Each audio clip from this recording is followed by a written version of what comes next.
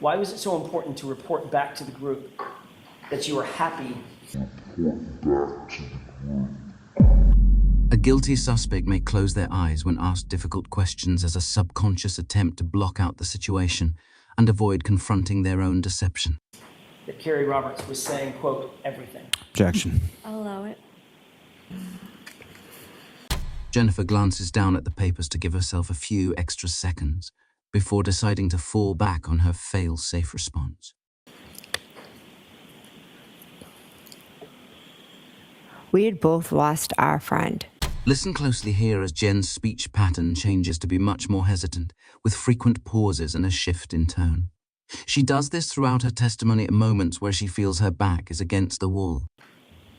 Kerry Roberts was in shock, as was I in shock.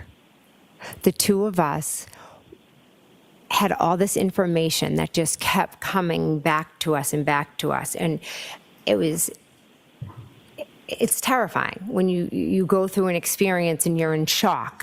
Although the entire experience can certainly be described as shocking, evoking terror and shock, as the reason Jen felt it so important to report her happiness back to the group chat doesn't make sense. Like a drowning person, Jen is reaching for anything. And Kerry was remembering things. I was remembering things. So I was happy for her that she was piecing it all together, and I had pieced it all together because at the end of the day, our friend was dead, and we were trying to figure out what had happened to him together. Together. Jen has known since day one that in order for this to work, she needs to align herself as closely as possible with and manage Kerry Roberts, longtime friend of the Oakey family. There was no direction. We were all trying to figure out what had happened, because that's what you do when you lose somebody you love. Jen is highly skilled at manipulation in social situations. However, those skills do not translate well into a courtroom where she is forced to answer direct questions and presumably tell the truth. Jen repeatedly searches her deception toolbox, but finds nothing. There's yet another text from Brian's wife, Nicole. Brian's wife, Nicole, on January 29th, and this is on page 2226.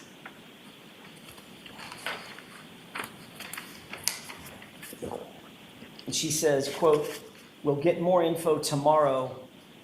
Don't want to text about it," end quote. And then you texted, right, correct? Correct. What's that about? Objection. I'll allow it.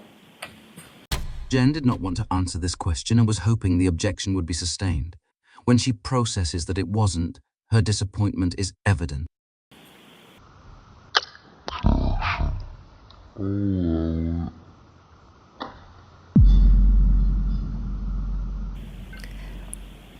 We decided that we would talk on the phone. My children look on my phone. Her children look on her phone.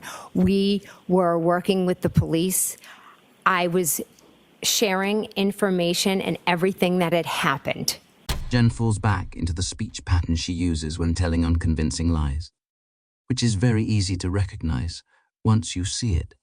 We didn't want it to leave our little circle because we were trying to figure out what happened, and we're not going to go running around letting people see, oh my gosh, they think this might have happened or that might have happened. It was nothing more than, let's not text about it. So you wanted to keep it, in your words, in your little circle, correct? Correct. I didn't want it all out there, what we had thought had happened. I was going to let the police do their job. So by definition, the info that Nicole Albert was talking about, that needed to be kept very tight, very secret, correct?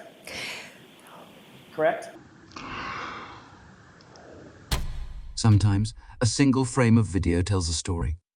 This is the exact moment.